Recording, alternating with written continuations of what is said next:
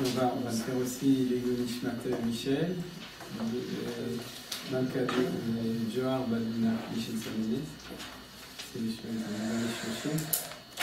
Et on continue le cours sur la Tfilat Hana, et on recommence en fait. C'est ça la blague, c'est que ça fait 2 semaines qu'on est en introduction, et maintenant on va finir l'introduction.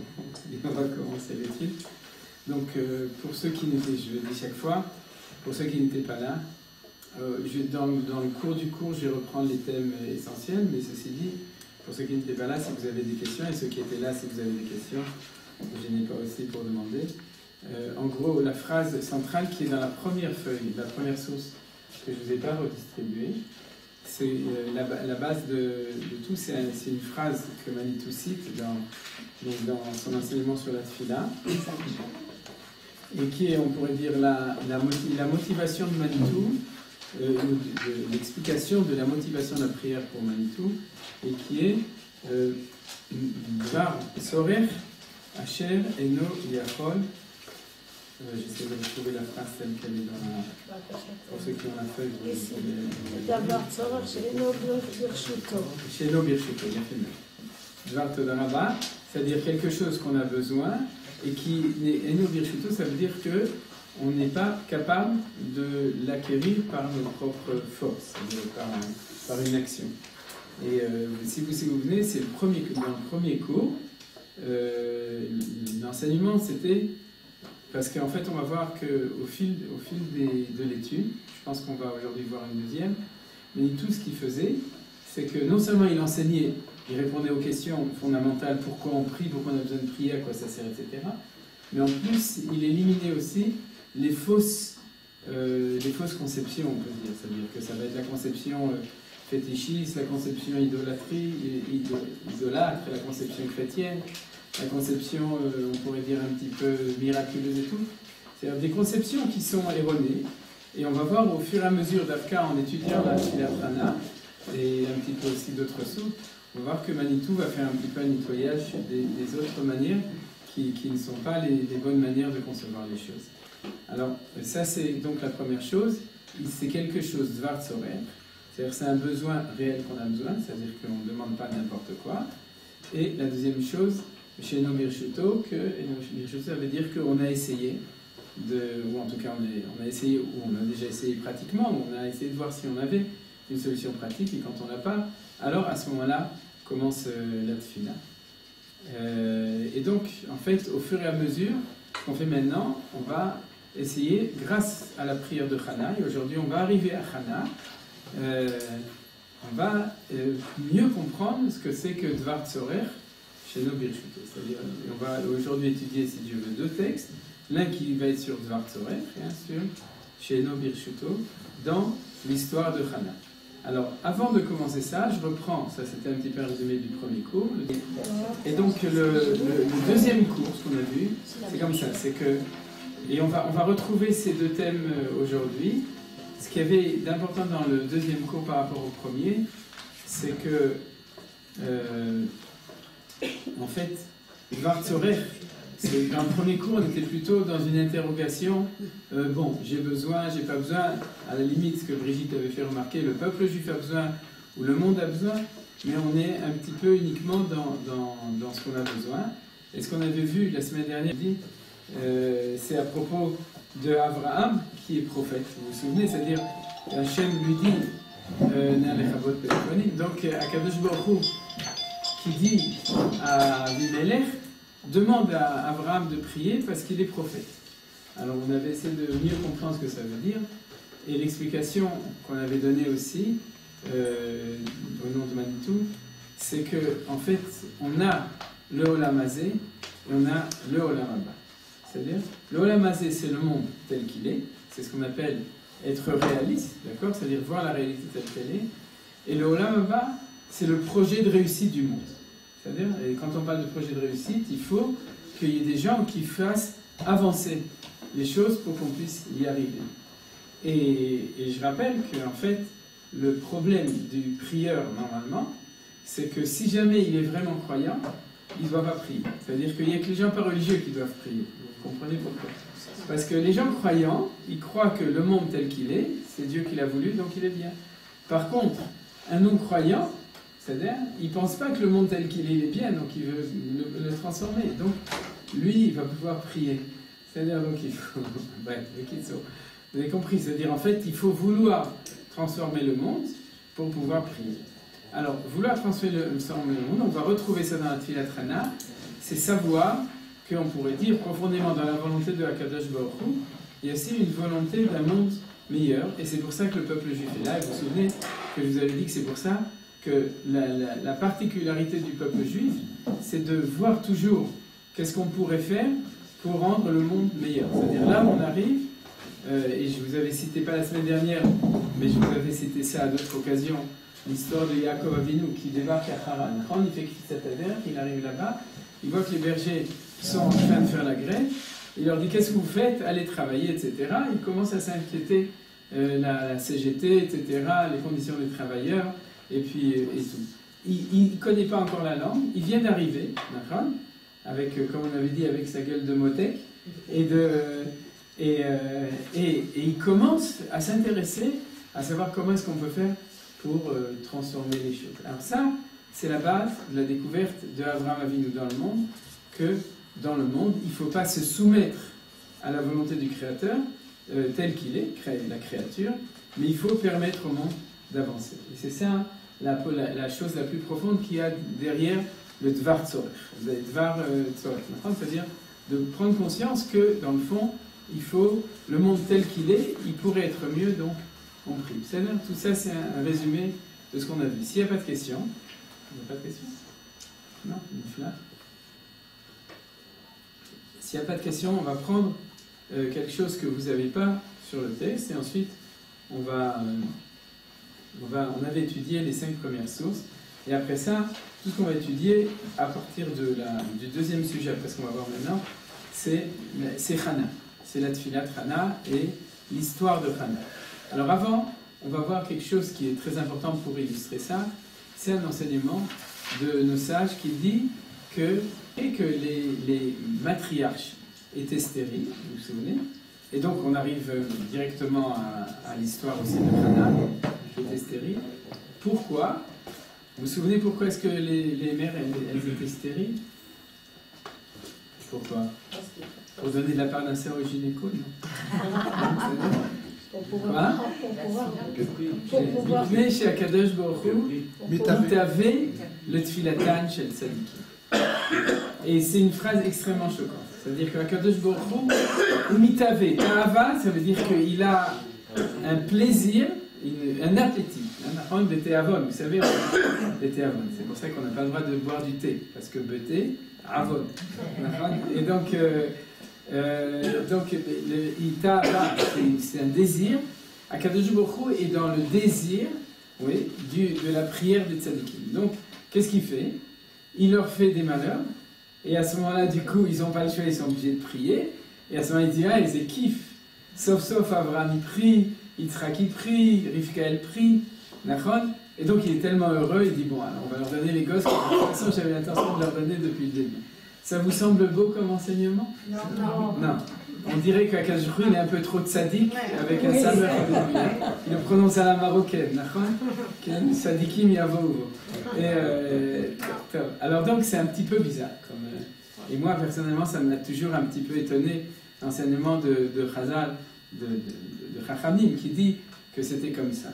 C'est-à-dire que vous êtes d'accord. Alors maintenant avec ce qu'on a vu la semaine dernière, on va pouvoir expliquer les choses de manière différente. Et à la Manitou. C'est-à-dire, c'est quoi à la Manitou?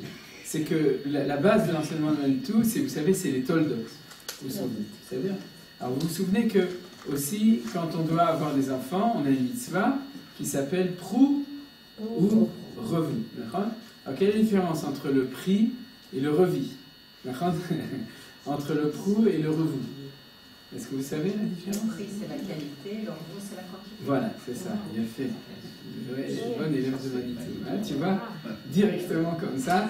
Alors donc, c'est une pro, c'est une pro de Manitou.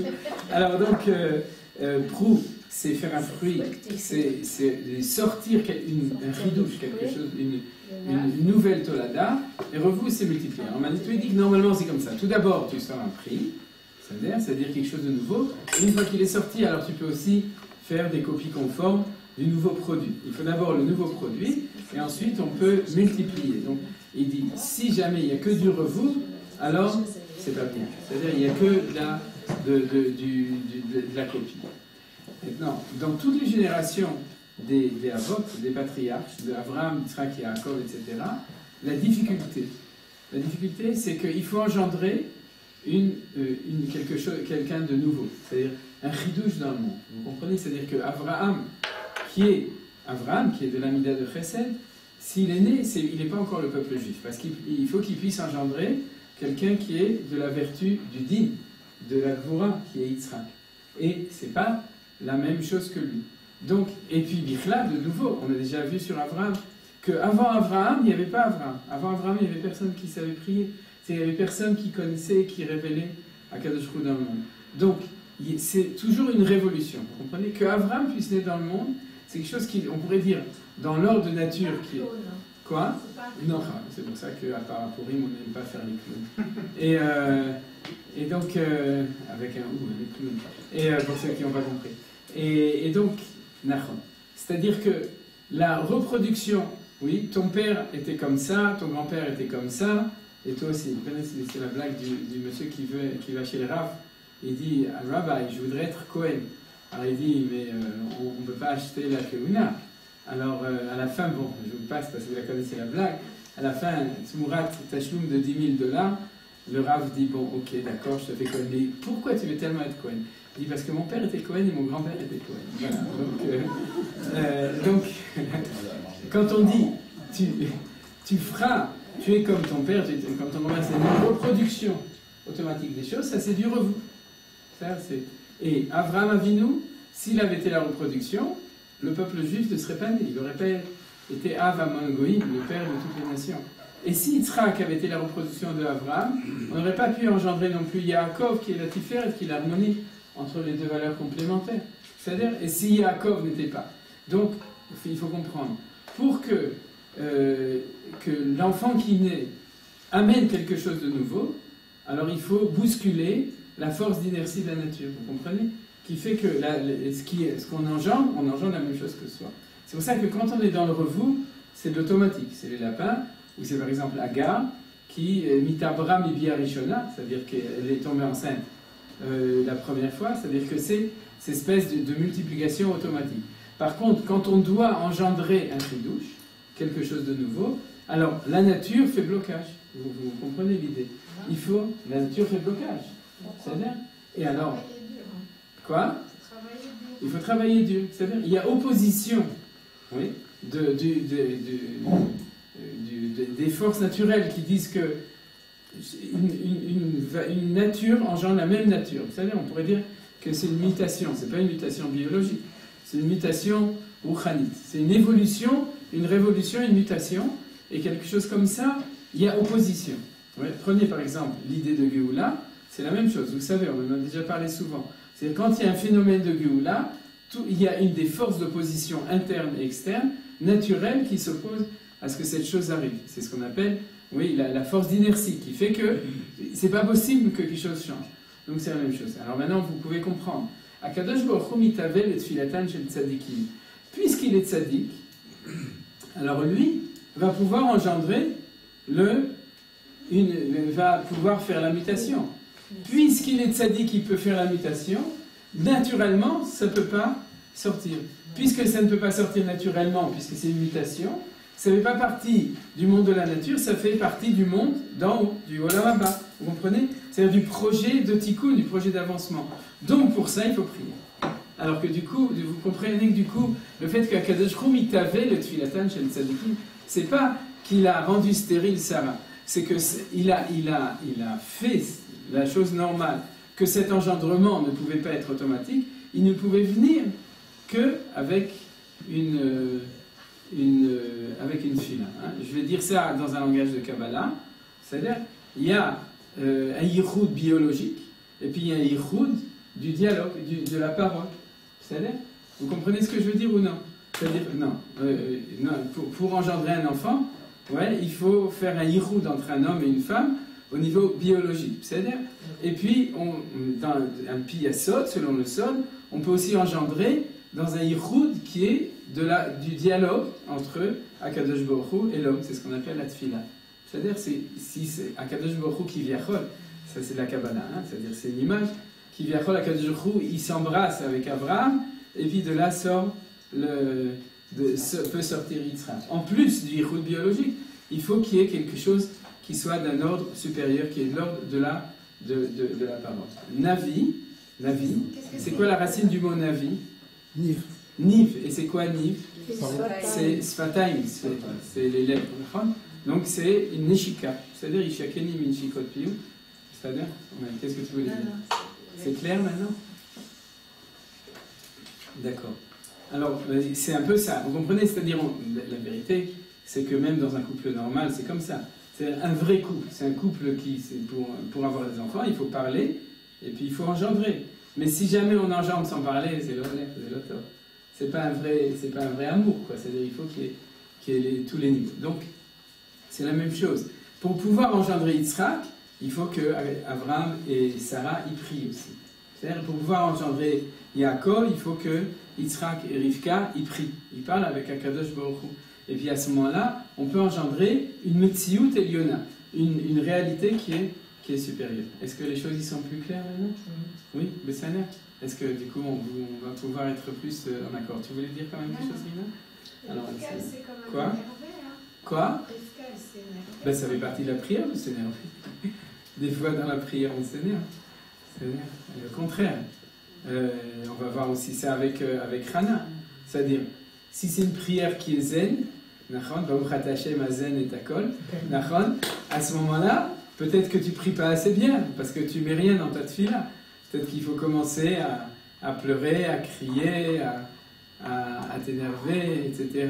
C'est-à-dire, voilà, à te mettre, à exprimer que vraiment tu veux quelque chose. Alors ça, on le verra à propos de la tefila Hana. On arrive directement à la tefila Hana.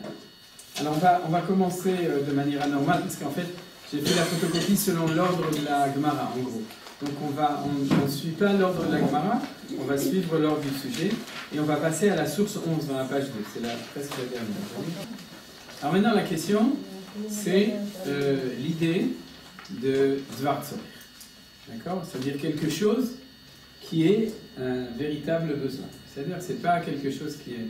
Alors, Echad Esre, Vechana, I Medaberet Aliba. Tout ça, c'est... ce qui est entre guillemets avec, vous voyez, avec des lettres, des caractères de la Torah, c'est la citation du Pasuk. C'est-à-dire que c'est des Midrashim.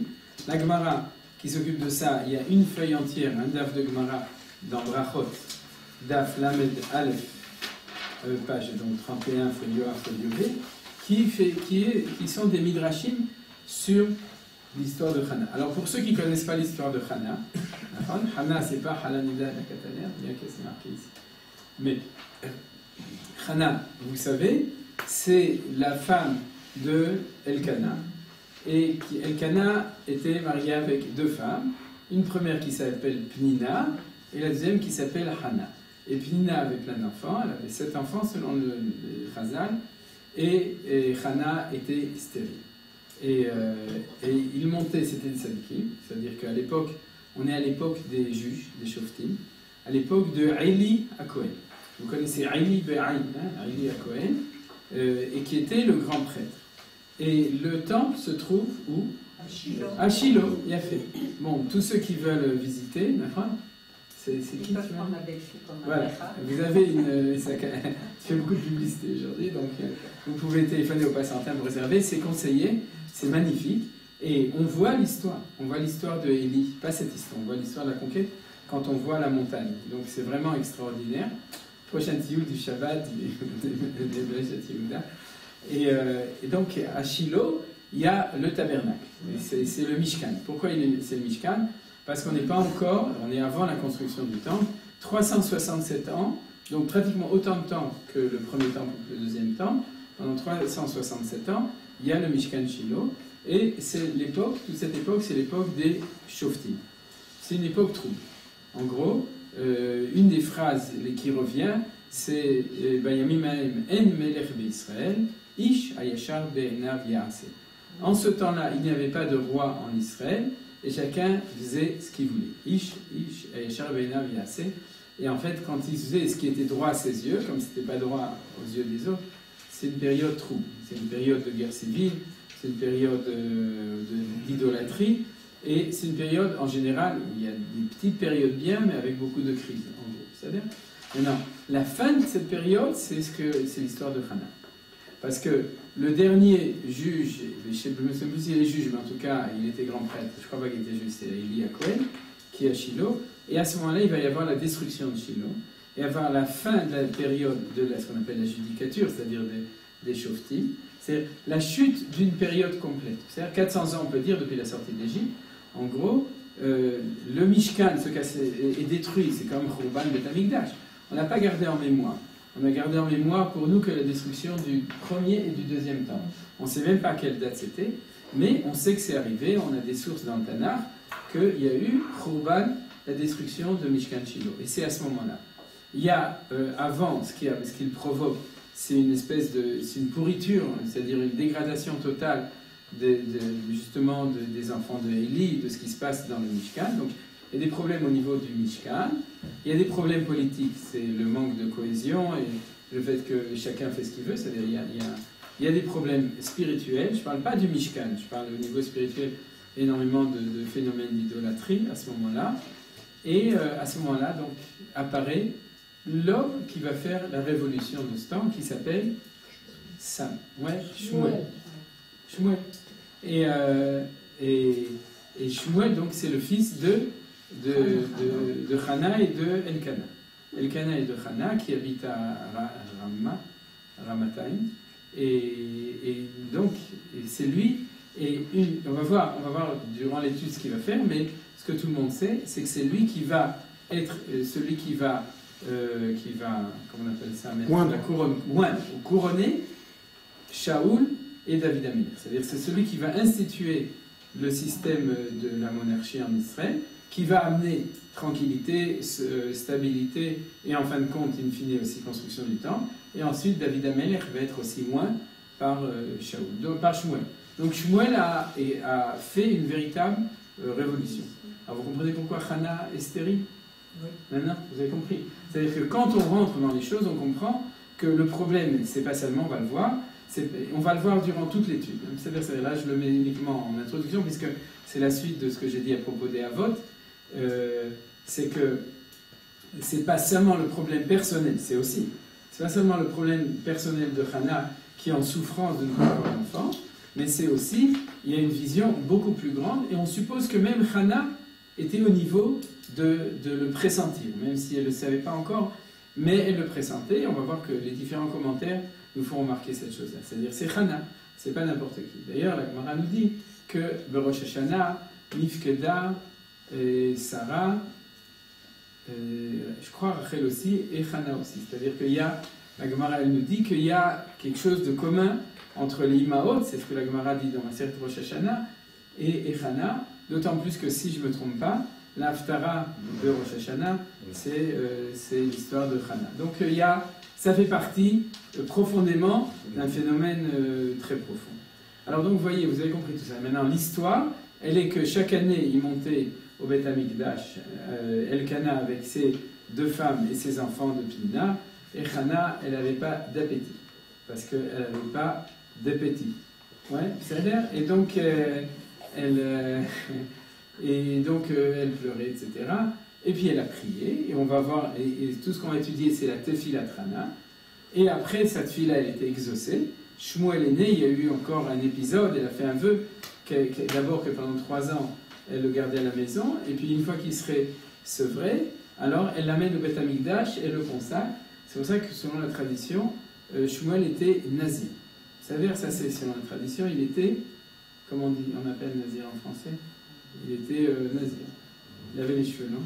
Et il était nazir parce qu'il était consacré au Beth Amikdash. Il habitait au Beth Amikdash. On va voir qu'il va devenir prophète au Beth Amikdash, etc. Donc ça c'est l'histoire de Shmuel Navi. Quoi? Nazir, c'est ermite. Non, il n'y a pas de... Asset. Bon, on va dire Asset. Il était Hassid. Asset, c'est Hassid. Il était naze. Voilà, tout le monde a compris. Et après ça, il y a Shirat Hana. C'est-à-dire que Vatit Palel Hana, après, elle a chanté une louange. Et ça ne fait pas partie de ce qu'on étudie maintenant, mais on le verra aussi parce qu'on aura besoin de voir une partie de ça pour avoir une vision globale. Alors maintenant, on arrive, si vous n'avez plus de questions sur la vie de Hana, on arrive à la source 11. Vechana imedaberet al liba rak sefatea naot vekola lo ishamea. Je vous cite par oral la suite de la phrase. C'est-à-dire, Hana parlait en son cœur, c'est-à-dire, il y a marqué sur son cœur, al liba, juste ses lèvres bougeaient, mais sa voix ne s'entendait pas. Pourquoi? Elle était aphone. Alors pourquoi? On a besoin de crier. Parce que c'est la halakha. C'est comme ça qu'on fait la Hamida. C'est elle qui nous a appris tout ça. Je crois qu'on a déjà parlé une fois il y a 2 heures. Oui, d'accord. C'est la Gemara dit d'où on sait qu'il faut prier comme ça. On dit on apprend Chana, c'est marqué dans la Gemara. Puisque Chana ne sortait pas, mais elle prononçait avec ses lèvres, donc de là on apprend que c'est comme ça qu'il faut prier. Alors les gens ils demandent, alors avant Chana, avant Chana on faisait la même chose. C'est-à-dire, sauf que c'est pas marqué, donc il faut bien trouver la source où c'est marqué. C'est pas Chana qui l'a. Ça rend bizarre à Élie de l'avoir. Ah, il y a quelqu'un qui a lu le passage suivant. Parce qu'il y a marqué après, Va'achshevea Élie le Shikora, Vayomer Élie Asiri Etiener, Amatai Tishtakrin, Ken, et je me souviens plus la suite du passage. C'est-à-dire, Élie, il a pensé qu'elle était Shikora, comment dire en français qu'elle était sourde, et Yves. Et elle lui a dit enlève ton vin, fais l'alcool test, et jusqu'à quand tu vas continuer à picoler. Et elle dit non, lo Adoni, non, mon maître, Ishak Chatroua, Hanochi, je suis en fait maratoire, je suis dans la tristesse et l'affliction, et c'est pour ça que j'ai l'air comme ça, je ne suis pas sourd. Alors si on lit ça comme ça, on a l'impression que si Élie, qui était le grand prêtre, ne savait pas. C'est comme ça qu'on priait, c'est que personne ne savait. Donc, comment est-ce qu'on peut apprendre de Chana? Alors, c'est que c'est Chana l'a inventé.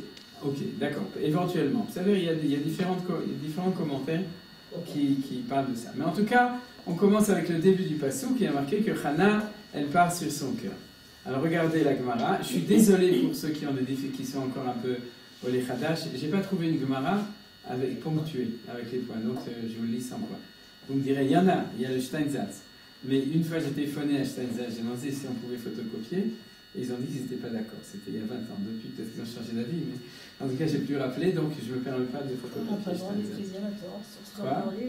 Si, mais ils ne sont pas d'accord qu'on photocopie le texte. Dans l'internet, il n'y a pas, donc je n'ai pas trouvé. Amar Rabbi Elazar, Mishum Rabbi Yossi, Ben Zimra. Donc Rabbi Elazar, vous voyez le texte, a dit au nom de Rabbi Yossi Ben Zimra, Aliske Liba.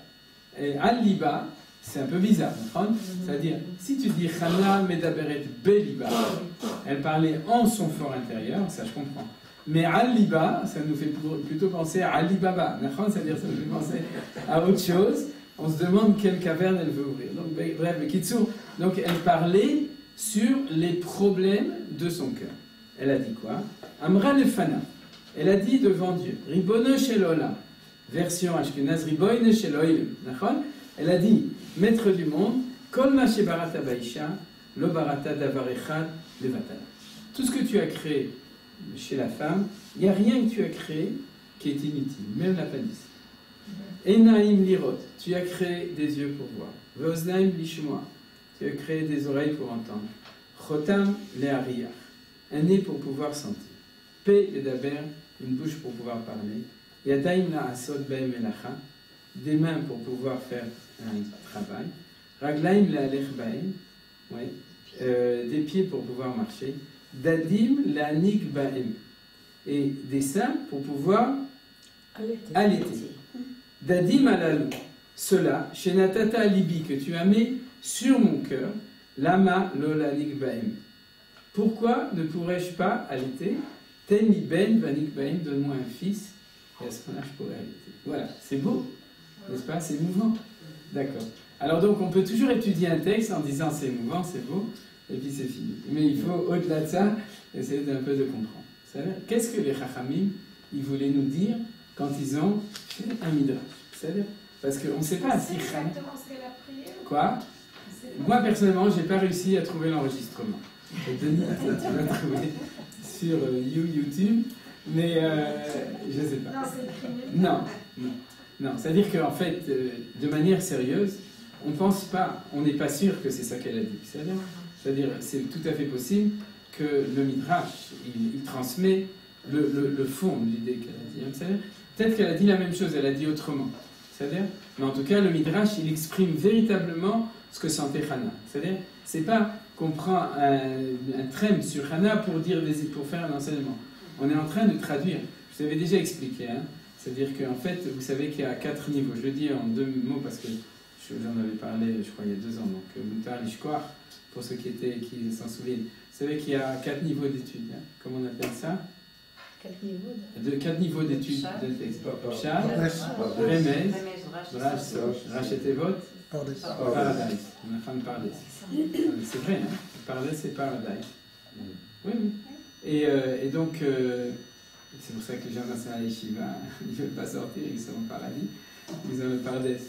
Et donc, Pshat, Remez, Drash, Sot. Les 4 sont obligatoires. C'est-à-dire qu'on ne peut comprendre que si on apprend les 4 ensemble.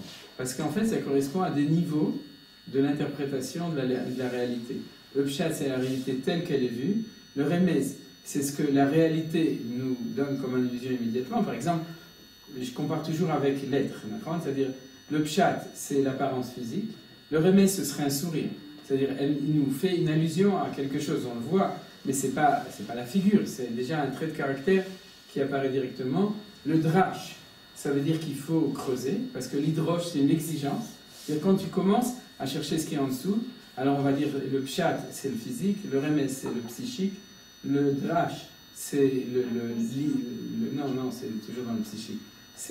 Le drash, c'est ce qui est au niveau de l'idée qui est derrière, c'est-à-dire l'essence intellectuelle du sechel, et le sod, c'est le côté neshama qu'il y a dans un texte. C'est-à-dire, si jamais on n'arrive pas jusqu'à là-bas, on n'a pas lu ou étudié le texte jusqu'au bout. Comme disait le Gaon de Vilna, c'est-à-dire, il disait que d'abord on étudie le pshat, ensuite le remez, ensuite le drash et ensuite le sod.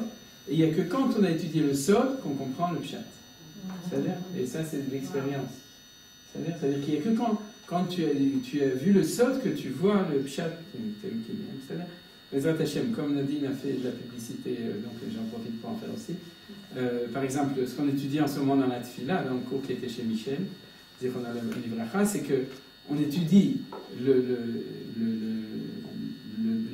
un petit peu du sol, mais en fait uniquement pour comprendre le pshat des mots de la Tfila. C'est-à-dire, je le dis parce que j'en profite pour faire la publicité, mais c'est vrai que clandestine, mais c'est vrai que quand on étudie bien Basouk, et c'est ce que nous faisait Manitou tout le temps, quand on étudie bien et qu'on arrive à comprendre, on ouvre les yeux et on dit mais c'était marqué.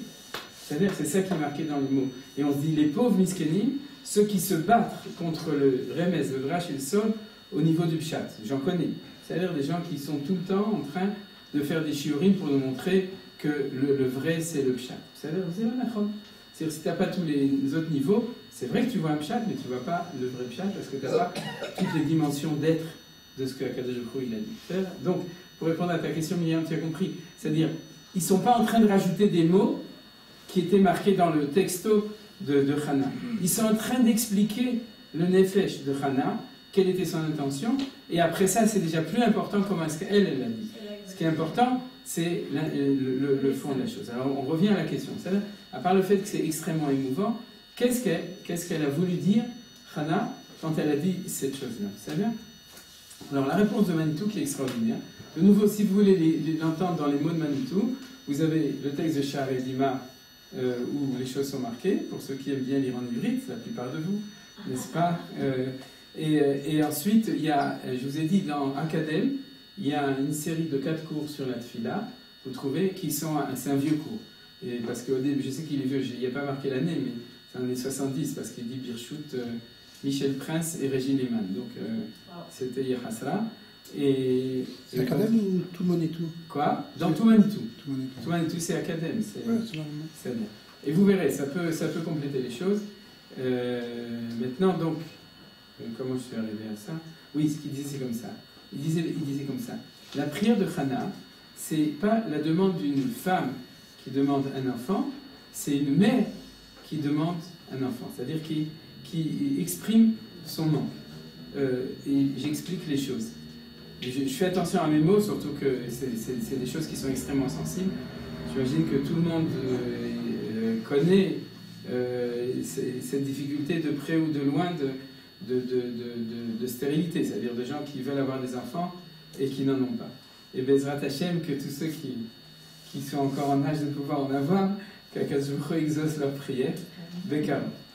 Et si déjà on parle de ça, donc autant que ce soit aussi Begeder Tfila. Et donc, il dit, c'est pas la même chose.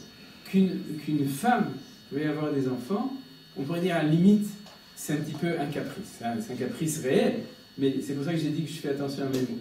C'est-à-dire, Kilou, Bali, chez Yeliel, vous comprenez? C'est-à-dire, t'es pas d'accord? Je vais expliquer. Je vais tout de suite expliquer. C'est-à-dire, j'explique pourquoi. Parce que, dans le fond, si tu veux un enfant, tu peux aussi, à la limite, tu peux adopter ou tu peux trouver d'autres choses, etc. à la place. Ce que veut dire Manitou, une mère qui n'a pas d'enfant, c'est anormal. Vous comprenez ce que je veux dire? C'est la même chose. Tous les deux, c'est une femme. Mais ce qu'elle exprime, c'est qu'en tant que mère qui n'a pas d'enfant, c'est quelque chose qui n'est pas normal. C'est-à-dire, si tu m'as fait... Vous comprenez? Une femme qui veut un enfant, c'est comme un homme qui veut une voiture à la limite. C'est-à-dire, je compare sans comparer. Par contre, une femme qui n'a pas d'enfant, c'est pas normal. Oui, vas-y. Pour être mère. Ouais, il faut être femme. Non, il faut avoir des enfants. Il faut avoir un enfant. Non, c'est ça le chidouche de Manitou. C'est que ce que le Midrash veut dire... Pourquoi il appelle ça mère? Ah, parce que c'est ça qu'il exprime quand il dit ça. Il dit... Ouais, vas-y, Maurice. Non, excuse-moi. Est-ce qu'on peut quand même comprendre la différence entre la femme et la mère quand on voit l'exemple d'Agar? Agar s'est comportée comme une femme et pas comme une mère quand elle s'est séparée d'Ishmaël. Quelle est la mère qui abandonne son fils dans les situations les plus extrêmes? Et donc, elle était pas... Elle ne s'est pas comportée comme une mère, mais comme une femme. Qui est maternelle. Elle ne s'est pas comportée que... Ah, oui. Comme une mère. Oui, c'est un bon exemple, un contre-exemple. Voilà. À contraire dans l'autre sens. Oui. C'est, à la limite, je dirais que c'est comme ça. C'est là que ça se vérifie. Alors, il y a plein de niveaux. Mais quand tu vois qu'en fait, la vérité, quand on est jeune, on va avoir des enfants souvent parce qu'on veut avoir des enfants. C'est-à-dire, et puis on s'en occupe comme ça. C'est-à-dire, on n'a pas la patience. Après, quand on a plus de philosophie, on comprend mieux. Petit à petit, on comprend. C'est-à-dire, en tout cas, les femmes, moi, personnellement. Quoi? Oui, Nachon. Et Dafka, parce que la gare, elle l'a eu du premier coup, on comprend aussi qu'elle n'avait pas eu le temps d'intégrer la maternité. Elle avait la féminité. Voilà. C'est-à-dire. Mais c'est ça, c'est la nuance. Toute mère est une femme. Mais la nuance, c'est ça que Manitou veut exprimer. C'est-à-dire, est-ce que c'est parce que le candidaton, les voisins, l'onaïm, ou c'est pas juste, ou des trucs comme ça? Ou bien est-ce que c'est un véritable Dvar Tzorech? C'est ça la question. C'est-à-dire quelque chose qui est profondément. Alors quand c'est profondément, tu dois stigmatiser, tu dois montrer ce qui est Kilou. Je suis là et je pourrais allaiter, c'est-à-dire tu m'as créé en pouvant allaiter et j'ai pas d'enfant. Donc en fin de compte, je remplis pas mon rôle dans le monde. Vous comprenez? Ça c'est l'expression de ce que dit Manitou dans l'idée du Dvar Tzorech. C'est-à-dire que chaque chose qui a été fait dans le monde, il doit remplir sa fonction. Et si moi, je ne peux pas remplir ma fonction maternelle, c'est-à-dire, à ce moment-là, tu dois me donner un enfant. Vous avez compris? Oui, qu'est-ce que tu veux dire? De mon expérience, je pense qu'il y a deux types de désir d'enfant. Il y a des femmes qui veulent un enfant parce qu'elles ont envie d'un enfant pour se faire plaisir, et il y a des femmes qui veulent un enfant parce que, ce que tu dis, elles voient quelque chose de l'ordre de chez eux, pas pour se faire plaisir, mais parce qu'il y a quelque chose qui doit... Bien fait. Très bien, c'est ça qui est. Alors le Dvar Tzorech, c'est que c'est au-delà de se faire plaisir. C'est bien. Vous avez compris maintenant la chose? C'est bien, ouais. Oui. J'arrive pas à comprendre l'idée qu'une femme c'est un caprice. Si c'est une femme, c'est un caprice. C'est peut-être qu'on peut dire que quand une femme, elle demande sans avoir intériorisé qu'est-ce que c'est que la dimension d'être mère, alors c'est la même chose. C'est le caprice, c'est ça qui me gêne. C'est pour ça que j'ai dit, faisais attention. elle n'est pas capable encore d'intérioriser le fait d'être mère. Moi, je comprends qu'on puisse dire de quelqu'un qui n'a pas eu d'enfant qu'elle a cette dimension en elle et qu'elle a justement un manque parce que cette dimension n'est pas remplie. Sa dimension en tant que mère. Oui. Une femme elle a forcément j'imagine naturellement, je ne sais pas trop moi, mais naturellement, on peut la imaginer. majorité. Oui, Il y en a qui normalement, on va dire. Une femme, elle a normalement une dimension de mère. Bien sûr. Et si elle n'a pas, elle a un problème. Mais je veux dire que si elle n'a pas pris conscience de cette dimension maternelle et de ce don de soi d'être mère, alors c'est pour ça qu'elle ne reçoit pas. C'est ça que tu veux dire? Oui. Non, c'est pas pour ça qu'elle. C'est pas pour ça qu'elle ne reçoit pas. C'est que c'est ça, comme ça, c'est ce langage qu'il faut tenir quand tu pries. Je reprends les mots de Myriam, c'est-à-dire quand tu pries, c'est-à-dire tu demandes à Kadosh pour quelque chose. C'est Dvar Tzorer. Dvar Tzorer, c'est quelque chose que tu as besoin de te faire plaisir ou que tu as vraiment besoin de quelque chose. C'est un peu ça qu'on va dire. C'est ça que c'est ça que le Midrash veut dire. C'est-à-dire que tu t'adresses et tu demandes à Kadosh Baruch Hu quelque chose qui est Dvar Tzorech Amiti. Alors c'est quelque chose de tout à fait, de ce point de vue-là, de tout à fait pachout. C'est-à-dire, si je suis venu dans le monde, c'est-à-dire, et que j'ai quelque chose à remplir, un rôle à remplir, et que tu ne peux pas me donner, et que je ne peux pas le remplir, alors tu dois me donner un enfant pour que je puisse le remplir. C'est-à-dire, par contre, si tu dis, j'ai envie d'un bonbon, à Kadosh Baruch Hu, donne-moi un bonbon, non. C'est-à-dire, c'est pas une prière, c'est pas Dvar Tzorech. C'est ça, c'est ça. C'est-à-dire maintenant, on est d'accord, donc c'est plus clair. Et c'est pour ça que vous voyez que c'est le fin fond du Midrash, c'est ça qu'il voulait dire.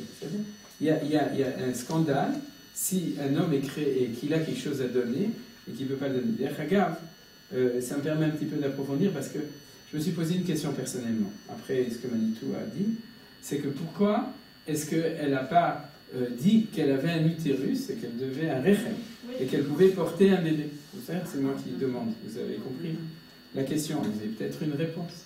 Elle aurait dit Rachem na Hashem Elokeinu. Rachem, Minachon Rechem. C'est-à-dire que tu es Rachamim sur le fait que je pourrais.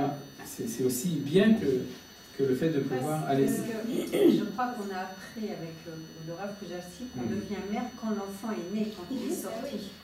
Tant que l'enfant fait partie de soi, on n'est pas encore vraiment mère. Quand on tient l'enfant et qu'on lui prête son cœur pour l'allaiter, alors là, il y a vraiment le contact qui se fait. D'ailleurs, elle dit sur mon cœur. Elle dit allaiter sur mon cœur. Ah, Aliba, Nachon. C'est la proximité avec le cœur. Très bien, c'est la première réponse à laquelle j'avais pensé. Vous avez une autre réponse? On parle des membres extérieurs. Au départ, on parle pas des sens. Les pieds, des jambes, etc. Peut-être parce qu'on n'a pas parlé du cœur. On n'a pas parlé des organes internes. Ça va dans le sens de la deuxième explication que je vais donner. Je n'ai pas pensé à ça comme ça. C'est qu'en fin de compte, c'est-à-dire faire naître, c'est un acte de chesed extraordinaire de faire. Mais c'est un acte ponctuel à un moment. L'anik, c'est-à-dire c'est continuer à donner.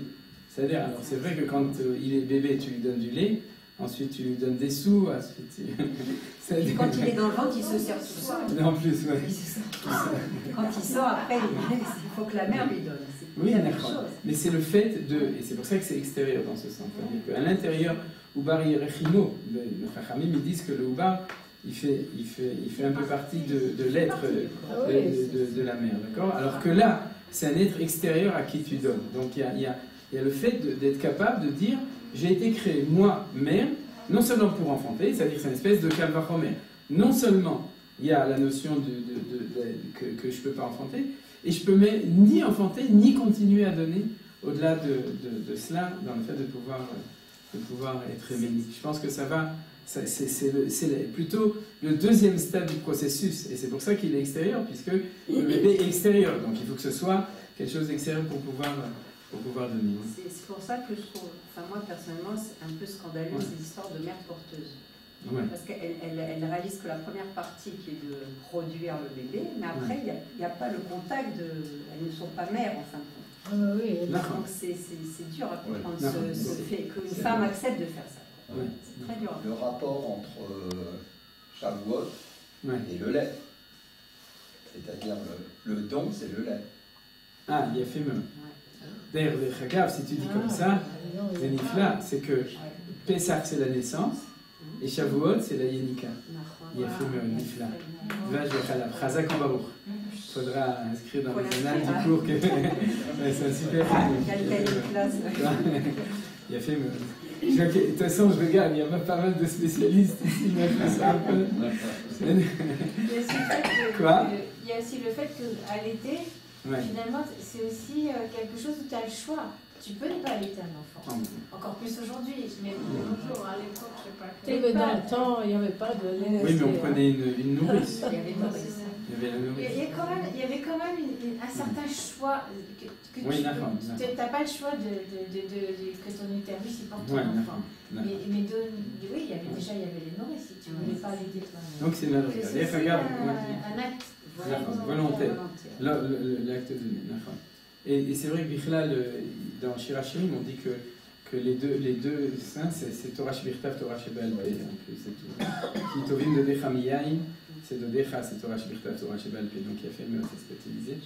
Et attends une seconde juste, parce que dans la Kabbalah, ce qu'on dit, c'est que la Yenika, ouais, c'est embêtant, il y a trop de gens qui sont. C'est-à-dire, la semaine prochaine, on parle de physique. Alors, donc, là aussi, on parle de physique. Oui, d'accord. Dans la Kabbalah, la Yenika, c'est le fait d'allaiter, c'est la continuation du hibou, de l'engendrement. C'est-à-dire, mais justement, avec tous les points que vous rajoutez de différence entre les deux. Mais c'est la suite, donc c'est un petit peu logique. En fait, elle dit, je vais arriver jusque-là. Et jusque-là, mon corps, il m'a permis de donner. C'est-à-dire, qu'est-ce que tu voulais demander? Une question provocative. Ouais. Parce que un jour, ça fonctionne un peu moins. Ça sous-entend que si tu n'as pas d'enfant, tu n'es rien. Elle n'a pas de raison de vivre, elle n'a pas de raison d'être... oui, c'est un peu provocatif. Après, c'est l'honneur. Parce qu'à mon avis, justement, c'est marqué ici. C'est marqué, tu as créé en moi des mains pour faire, et des yeux, etc., des oreilles. Et puis, de nouveau, j'imagine que toi, tu te comprends avec tout ça, avec ça, presque sûrement tous les jours, c'est l'onachon. C'est-à-dire que si Bassof, elle n'avait pas eu d'enfant Chana, d'accord, d'abord, celui qui devait naître, il serait né dans une autre famille, c'est-à-dire celui qui devait sauver comment on appelle ça? Oindre, merci. Oindre Shaoul et Shmuel. De même que Abraham serait né à un autre moment, entre part et Yitzhak, on le sait. Et d'un autre côté, elle avait ses pieds, ses mains, ses yeux, ses oreilles, etc. C'est-à-dire que ce qu'elle avait à faire, c'était ça, en fait. Non, elle sentait, elle criait au scandale. Maintenant, est-ce que vous connaissez des gens qui n'ont jamais eu d'enfant? Oui, il y en a plein. C'est-à-dire, ou parce qu'ils ne sont pas mariés, ou bien parce qu'ils n'ont pas réussi à avoir d'enfant. Est-ce que leur vie, comme tu dis, non, ma pitom, chas v'shalom. D'abord, c'est marqué clairement que Maasim Tovim em toldotav shel hatzadikim. C'est-à-dire que tu peux engendrer et aider Maasim Tovim. Et puis, il faut réfléchir sérieusement. Le monde a besoin, là je réponds tout à fait clairement, le monde a besoin de se multiplier. C'est-à-dire qu'un monde où il n'y a pas de multiplication, il a besoin. Mais franchement, c'est-à-dire, c'est vrai qu'il y a des fois, il y a des gens qui se disent, alors je ne vais pas laisser de postérité, mais c'est pas vrai. Il y a des gens qui laissent des enfants et puis qui tombent dans l'oubli total, malgré tout. Il y a des gens qui ont fait des Maasim Tovim toute leur vie. Et on dit, Talmidei Chachamim Siftotav Dovevot Bakever. C'est-à-dire, chaque fois qu'on enseigne Manitou dans sa tombe, il étudie avec nous. Je ne sais pas si vous savez, il parle. Donc il faut faire attention à ça. C'est-à-dire, et des Chagav, qu'on étudie toutes les sougiotes dans la Gemara, etc., on voit que les choses, étaient claires pour Chachamim. Toi, tu fais ta Ishtadlut, mais au-delà de ça, de nouveau, toi, ton destin, ta neshama, ta vie, elle ne dépend pas de tes enfants. C'est-à-dire, tu as une vie, tu as fait ce que tu avais à faire, et c'est suffisant. C'est-à-dire, le fait que dans le peuple juif, il faut qu'il y ait des enfants, bon, au Hachem, il y a des gosses. C'est-à-dire, aujourd'hui, ce n'est pas un problème. Toi, tu dois tout faire, mais d'un autre côté, il ne faut pas non plus se rendre fou. Quand si un jour, on voit que ça ne marche pas, eh ben, tu passes et même avant, c'est-à-dire, Yeshraim, Gamma Chezé. Prenez des exemples, Rav Tziyuda Cohen Cook, le Rabbi Menachem de Shinoutzor. Alvaï que les gens qui ont 3 gosses ou 6 gosses ou 10 gosses, ils ont réussi dans leur vie à engendrer ce qu'ils ont engendré. Kolam Elamed et Ben Chavero Torah, Ma'ale Alav Akatouf Keilo Lido. Celui qui est, c'est pas le Lido, c'est au contraire, c'est celui qui enseigne à le fils de son ami de la Torah, C'est comme s'il lui avait appris. Moshe Rabbeinu, Moshe Rabbeinu, c'est lui qui a éduqué les enfants de Aaron. C'est-à-dire, les enfants de Moshe, ils étaient un peu amochés. Ouais. Et c'est pas une grande réussite. Misken. D'un côté, il a eu 600 000 enfants, en plus les femmes et les enfants. Et il a eu les enfants de Aaron, deux qui ont vécu et qui ont eu des enfants. Et il était leur père de ce point de vue-là. Donc c'est pour ça que je crois que c'est Mamash Meot Rashoub. Il faut comprendre. Chana doit prier. Et chaque personne qui pense qu'il peut, il doit prier. Mais au-delà de ça, si Hachem, comme on a déjà dit, il répond non à un moment, eh ben, il y a d'autres choses. Juste une petite parenthèse par rapport à ce que disait Chana. Il disait Lobarata Dava Achat de la Talak. Là, on parle de la poitrine, mais l'homme, il a quand même des tétons. Il a quand même. On sait médicalement à quoi ça peut servir? On sait kabbalistiquement à quoi ça sert. Médicalement, je ne sais pas. La façon de Joubar, il y a tout chez l'homme. Après, ça se. Oui, mais d'accord, mais ça veut dire si tu dis que Dieu il crée exactement les choses dont on a besoin. Au départ, mais après, chez l'homme, ça s'appelle. Ils ont comme ça, peut-être. En tout cas, dans la Kabbalah, ce que j'ai dit, c'est qu'en potentiel, il l'a. Mais il faut comprendre que comme l'homme, la distance entre l'homme et le bébé, il est de 9 mois. Tu comprends ce que je veux dire? C'est-à-dire, pourquoi il y a un instinct maternel et il n'y a pas le même instinct paternel? Pourquoi l'homme, il est obligé de s'occuper de ses enfants, que la femme, elle n'est pas obligée de s'occuper de ses enfants? L'homme a la mitzvah de Piria Verivia et la femme n'a pas la mitzvah de Piria Verivia, parce que la relation paternelle n'est pas la même que la maternelle, dans la mesure où tu ne porteras pas en ton sein, c'est-à-dire, pendant 9 mois, tu t'allaites pas, etc. Donc, elle est beaucoup plus distante. Et c'est exprimé par le fait qu'il y a un potentiel de données, mais qui s'arrête. En fait, il passe. Non, c'est pas un symbole, c'est un génie, mais c'est que spirituellement, ça passe par la femme. C'est des pas donné, et ce que ça aurait pu donner, c'est la femme qui le donne. Spirituellement, ce que l'homme a donné, c'est Moubash, c'est au travers de la femme. Je parle au niveau de la Kabbalah. Tu comprends? Comme on dit, les desseins du Seigneur sont impénétrables et nul ne saurait les sonder. Bon, maintenant qu'on a fini avec les jeux de mots, on continue. Vous avez compris le Seigneur? Alors ça, c'est la profondeur des choses. Alors je vais rajouter 2 points importants dessus.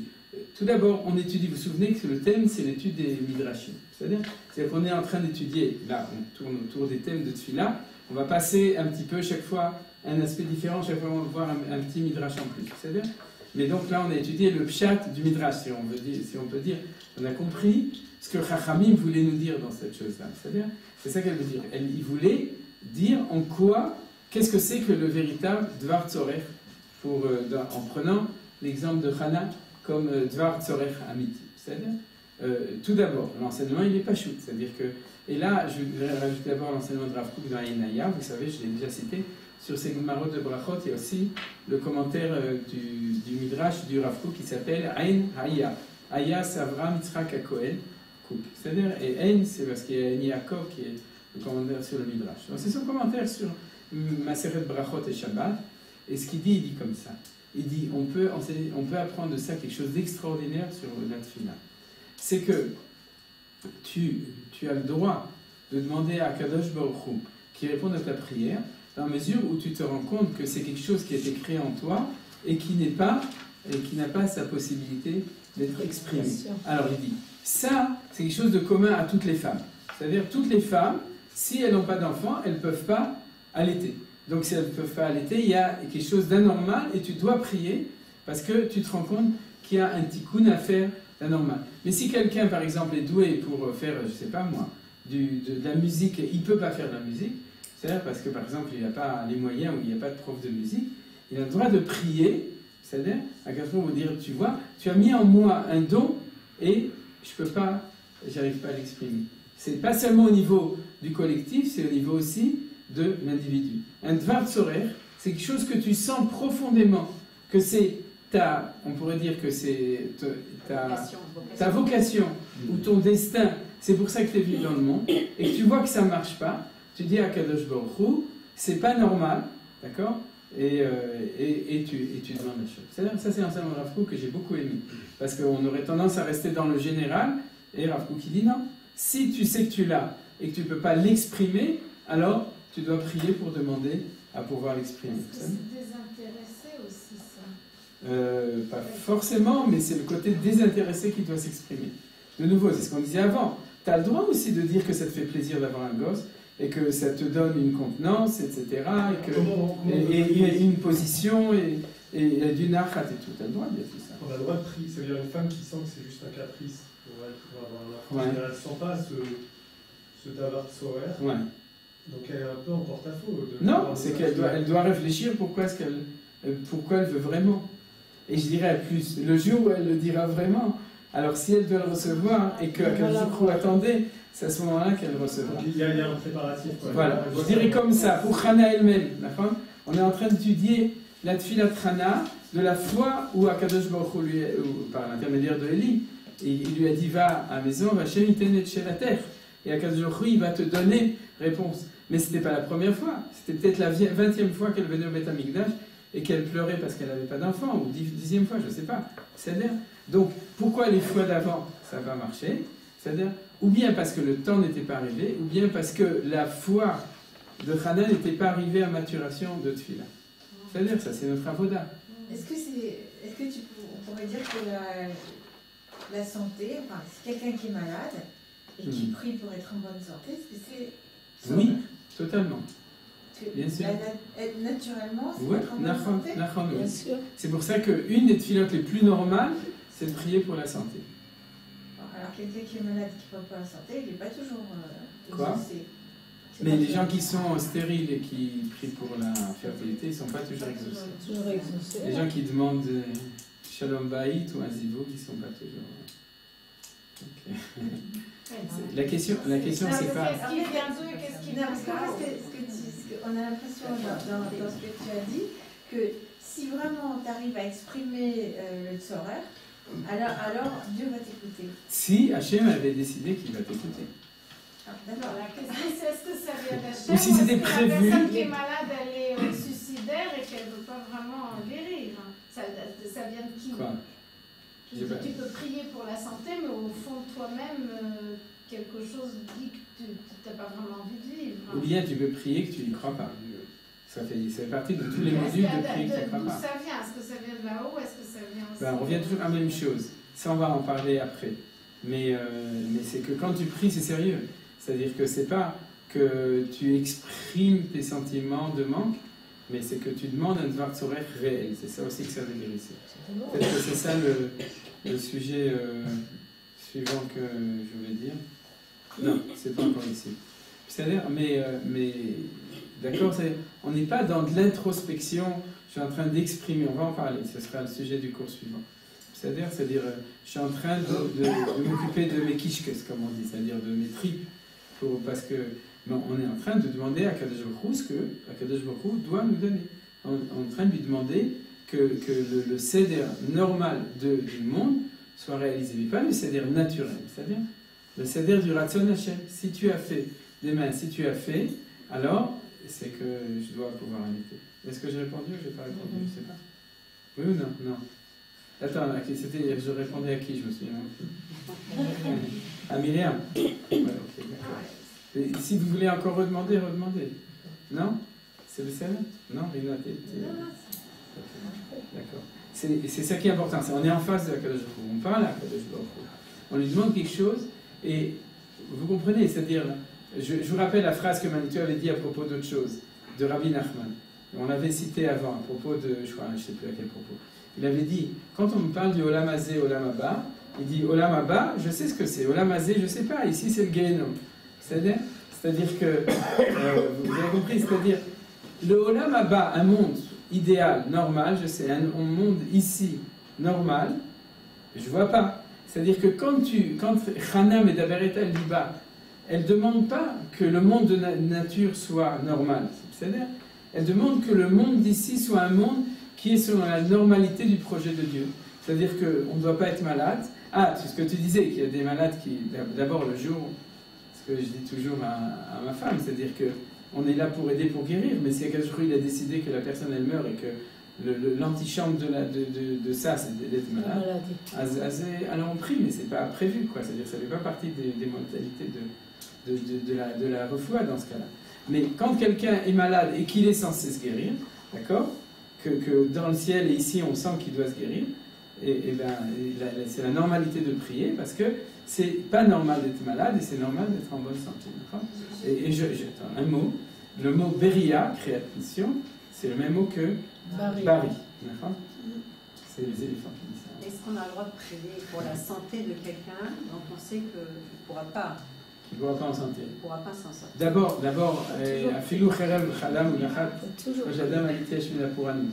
d'où tu sais? C'est-à-dire, si quelqu'un est en train d'agoniser, à ce moment-là, on ne doit pas prier pour. On doit prier pour ce que j'ai ici déjà t'a demandé. Le Nusar qui est marqué dans Shulchan Prioredea et qui est marqué dans la Gemara, c'est que quand on va voir un malade, avant de partir, on lui dit Amakom Irachem Alach Betor Shachol Israël. C'est que Kadosh Baruch Hu, bon, ça fait un peu macabre parce que c'est la même phrase qu'on dit quand on fait Nicolas, mais que Kadosh Baruch Hu soit Irachamim sur toi parmi les maladies. Ça veut dire quoi? C'est pas moi qui décide. Rachamim, c'est ce qui est bien. Mais on revient au premier cours. Quoi? On revient à la première... Au premier cours. Non, on revient à la première question qu'on s'est tous posée. Si Hachem il a décidé que tu seras malade, alors à quoi ça sert de prier pour que tu sois en bonne santé? Parce que on arrive, tu vois, on arrive à la première question. Parce que dans le monde d'ici, Hachem il a décidé que tu sois malade. Dans le monde normal, il a décidé que tu dois être en bonne santé. Alors? Et tu es là en tant que médecin pour le guérir. Et au moment où la médecine s'arrête, tu es là en tant que juif, non seulement qui corrige le monde pas avec ses mains, mais aussi avec sa bouche, pour demander à Kadosh Baruch Hu de continuer à le guérir. Donc on peut changer la volonté de... Ah mais bien sûr, bien sûr. C'est le cours de la semaine dernière. Tu C'était là? Oui, j'étais Ah là. bah non, c'est Ce ça, que je m'excuse. tu appelles le monde normal, c'est la volonté d'Akadosh Baruch Hu. C'est le monde, le Olam Hazé Metukan. Ce que Hana, elle lui dit à Kadosh Baruch Hu. Voilà, c'est ça qu'elle lui dit. Elle lui dit, c'est-à-dire, je sais bien qu'il y a plein de femmes qui n'ont pas d'enfants, c'est-à-dire, mais c'est pas normal. Ce qui est normal, c'est que on puisse avoir des enfants pour pouvoir les allaiter. C'est comme ça que tu as fait le monde. C'est un monde normal, c'est le monde Metukan. Donc moi, je prie pour que le monde soit Metukan. Maintenant, toi, ma prière, elle élève la réalité à ce niveau-là. Si Hachem il a décidé que oui, s'il a décidé que non, tout va dire aussi, on avait un petit peu parlé, que des fois, ça peut être dangereux au premier coup. C'est-à-dire on va en parler dans la source suivante de ça. Vous comprenez, mais on a le droit de prier, de nouveau. C'est-à-dire, on revient toujours à la même chose. La prière, non, c'est ça le sujet. C'est un droit, c'est un privilège de pouvoir prier pour pouvoir sortir du déterminisme, de l'impersonnel, de la nature. Alors c'est pour ça qu'il ne faut pas dire dans la nature je dois allaiter donc je dois allaiter. C'est pas ça le sujet de Hana. C'est-à-dire le sujet c'est dans la nature il y a statistiquement je ne sais pas 10% de femmes qui sont stériles. C'est-à-dire donc c'est la nature. C'est-à-dire par contre dans ton ratson à toi si tu m'as créé comme ça c'est que tu as un ratson à toi que je puisse me réaliser. Donc je prie pour. On va affiner toutes ces définitions. C'est-à-dire puisque c'est quand même toujours le sujet global des choses. Le droit, ça devient une obligation puisque tu es juif. C'est-à-dire tu n'es pas venu ici pour te tourner les pouces. Mais c'est un privilège de pouvoir demander de sortir d'un déterminisme, d'une réalité qui semble être comme ça. C'est-à-dire, voilà. Jusque-là, donc les choses, elles sont claires. Maintenant, Al-Liba, quand on intervertit les lettres, ça fait les Aliv, c'est-à-dire dédaigner. Si finalement je ne prie pas sur mon cœur, quelque part j'ai du dédain pour toi. Est-ce qu'on ne peut pas dire ça comme ça? Du dédain pour qui? Pour Hachem. Ah, mais ça c'est. Tu as raison, mais c'est un autre passouk. Vechana vatitpalel al Hachem. C'est un autre passouk, il est marqué ici ou non? Non. On n'a pas vu, ce sera la page suivante. C'est-à-dire, elle a dit al Hachem. On le verra. On va étudier ton idée à toi, ce que tu dis. On revient à la question pourquoi à ce moment-là, Kadosh Baruch Hu il a écouté. On suppose que quand on dit al-liba, c'est-à-dire elle sent qu'il y a une réalité qui devrait être autrement. Alors, elle exprime tout d'abord sa réalité au niveau de son individu. Mais il y a quelque chose qui transcende ça, c'est-à-dire qu'elle sent que le peuple juif a besoin qu'il y a Shaoul HaMelech et qu'il y a David HaMelech et qu'on a besoin de Shmuel. On va étudier pourquoi on a besoin de Shmuel, c'est-à-dire quelle était cette personnalité extraordinaire de Shmuel. C'est-à-dire tout ça. C'est-à-dire qu'en fin de compte, c'est pour ça qu'à l'intérieur de Al-Liba, C'est ça qu'on dit au niveau du remez ou du drach, c'est elle prie pour pouvoir allaiter un enfant. Mais elle dit, mais moi, Chana, il y a un enfant qui doit venir et que je dois allaiter, mais c'est pas n'importe quel enfant. On revient au Imaot, vous comprenez avec l'Imaot. Alors elle promet même de le donner après le sevrage. sevrage. Voilà, exactement, donc elle exprime, donc elle sait très bien. Alors vous comprenez, c'est ça. Alors je dirais même Al-Liba, c'est qu'elle est au-dessus même de son cœur à elle, elle est dans des dimensions supérieures. C'est-à-dire, alors ça c'est pas donné à tout le monde, mais je dirais à fortiori d'une prière, c'est que quand tu as ce sentiment vraiment profond de Dvar Tzorech, c'est-à-dire que tu sens qu'il y a un manque, il y a sans doute des dimensions de manque que tu ne connais même pas, que tu ne perçois même pas, qui sont à l'intérieur de ce manque exprimé, d'accord? Toi tu dis, j'ai besoin d'allaiter un enfant, c'est-à-dire, mais si tu le sens vraiment, vraiment, vraiment, et que tu pries comme ça, c'est que cet enfant, c'est pas n'importe quel enfant, c'est-à-dire, c'est dégénéral. Alors, on a fini avec ce premier texte d'étude, et comme il est 8h moins 10, alors on va faire juste un tout petit texte, le 7, et pour terminer, c'est-à-dire, et après ça, Bezrat Hashem, on étudiera la semaine prochaine le texte 6, donc vous pouvez même préparer. Il n'est pas complet, il y a 3 points, je rajouterai la suite après. Mais le sujet de la semaine prochaine, ce sera, je vous le dis tout de suite, c'est le texte 6, et c'est la question des, en fin de compte, des prières genre abracadabra, c'est-à-dire de faire c'est-à-dire en fait de faire des trucs pour obliger Hachem quoi, à exaucer ses prières. Vous comprenez? Et c'est un peu la question de Maurice, c'est-à-dire est-ce que des fois on risque pas d'essayer de forcer la main à Kadosh Baruch Hu, vous comprenez, les amulettes, les machins, etc. Donc c'est le sujet de la semaine prochaine, c'est un sujet très important. On dit juste, on voit Be'oni Amatecha, le 7. C'est juste pour la beauté du texte, hein, c'est-à-dire, on n'explique pas trop. Be'oni Amatecha, Velo Tishkach et Amatecha, Venatata l'Amatecha. C'est-à-dire que dans la prière de Chana, elle a dit 3 fois, elle a dit à Hachem, regarde la souffrance de ta servante, elle parle à Hachem, hein. N'oublie pas ta servante, Venatata l'Amatecha. Amar Rabbi Yossi Rabbi Chanina. Rabbi Yossi, le fils de Rabbi Chanina, il dit Gimel Amatot Alali. C'est 3 fois, c'est sur la page 1, c'est dans la même page. C'est 3 fois où elle s'est présentée comme la servante de la Kadosh Baruch Hu. Lama, pourquoi elle a dit 3 fois je suis ta servante? Amra Chana Lifnei Kadosh Baruch Hu. Chana, elle a dit à Kadosh Baruch Hu, elle lui a dit Rabasha. Ça veut dire quoi? C'est qu'elle lui a rabâché la prière chaque fois. Riboine Sheloïl. Shlosha Bitke Mita Barata Baisha. Tu as créé 3 choses. Il y a marqué dans la Mishnah de Shabbat, Shlosha Dvarim, Nashim Eto Bishat Eviatam, Anashan Zirot, Benidab Chala, Udat Lakatane. Alors je traduis pas, je dis en positif. Il y a 3 mitzvot que les femmes, qui ont été données en cadeau, en privilège à la femme, qui sont Chala, la mitzvah de Chala, la mitzvah de Nida et la mitzvah de l'allumage des bougies, c'est-à-dire des Nerot. Barata Baisha, tu as créé ces 3 choses qui sont les mitzvot de la femme. Vamrela Shlosha Divkemita. Bon, Divkemita, c'est que ça vérifie ou que c'est d'avec, c'est-à-dire que ça colle à elle, c'est-à-dire parce qu'il y a marqué que dans la Mishnah que c'est dangereux de ne pas le faire. Veiluen, Nida Vechalav Adlakatania. Kloum Avarti Alachat Me'en. Est-ce que moi, j'ai transgressé une de ces 3 choses-là? Donc elle a dit, regarde, c'est-à-dire elle vient avec en disant, j'ai Chana Tzadika, c'est-à-dire. Alors ce qui est intéressant, c'est qu'on peut dire Amatecha, il y a le mot aussi Amut, vous voyez, puisqu'il y a marqué Mita. C'est pour ça qu'on a dit dans le mot Amatecha, c'est ta servante. Mais il y a sous-entendu le mot de Mita qui est dedans. Et ensuite, il y a une. Quoi?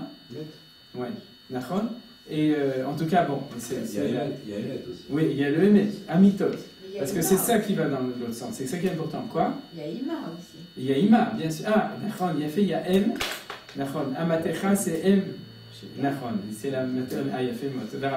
Il y a le côté maternel, il y a le Emet, il y a le danger. Et tout danger veut dire la valeur des choses. Et elle dit, regarde qui je suis et moi je viens devant toi. Et ce qui est intéressant, c'est que vous savez qu'avant le mariage, chez nous les Sfaradim, qu'est-ce qu'on fait? On enlève le poil qui est dans la main. Comment on fait ça? Avec du henné. On fait le henné. Pourquoi? Parce qu'on va dire il est né. J'arrête la phrase. C'est-à-dire pour l'enfant qui va naître. Il est né, le divin. Non, le taf, c'est pas de la. Il fait pas partie de la racine. Non, mais c'est pour ça que c'est un drach. C'est-à-dire, on fait aîné. Et vous savez pourquoi? On dit parce qu'en arabe, ça s'appelle henna.